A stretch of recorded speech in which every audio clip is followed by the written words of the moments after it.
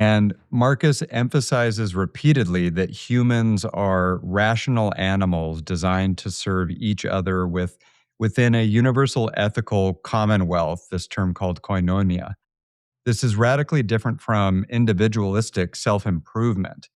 How does this Stoic vision of universal human duty connect to what we might today call mindfulness, passion practice, or even political engagement? Marcus sees the various existences in the universe, I'll be more specific in a second, as organized hierarchically, right? At the bottom are material things that don't have a soul, like rocks. But then we move on to plants, and he says that plants have a soul, right? They're higher than, say, rocks that don't have a soul.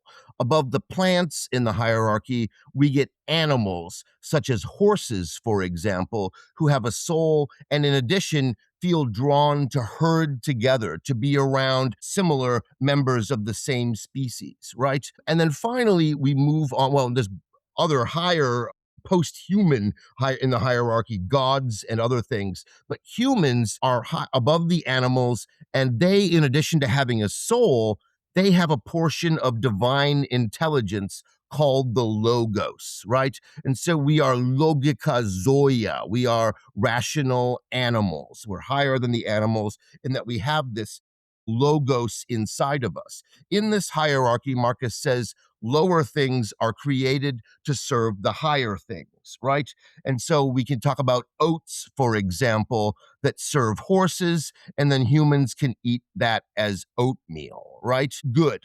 But the difference is that whereas lower species and existences are meant to serve higher ones, we humans are unique in that we are designed to serve each other, right? Not to serve necessarily, we can do that, what's higher in the hierarchy, but we have an obligation to serve each other.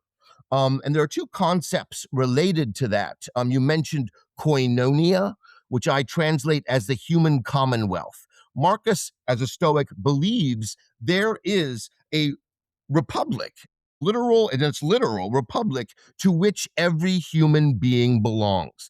That's the koinonia, a state to which we all belong. And then we each have a membership in our specific state, the one we actually belong to. And he talks about it, and other Stoics do as well, such as Seneca and Epictetus, talk about us as having dual citizenship in the koinonia, and for me in the United States of America.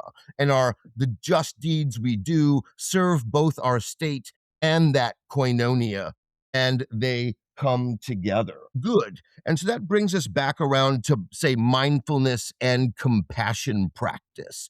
Marcus sees us as having an obligation to be mindful, and even in terms of meditating, right? And again, the purpose of that, though, is serving just action, helping other people whom we ought to help here as our fellow rational animals. And compassion practice, I like that phrase. That fits really well with what Marcus does for himself, right? And that he regularly fails. He reveals he's indignant and pissed off and doesn't respect certain groups of people. But again and again, he brings himself around, right? And tells himself, at a minimum, to tolerate your fellow humans, but at a maximum, to help them get what they want, even if you know it's meaningless. Like somebody wants a fancy sports car. That's an object of indifference, right? But nonetheless, we humans are designed to serve each other.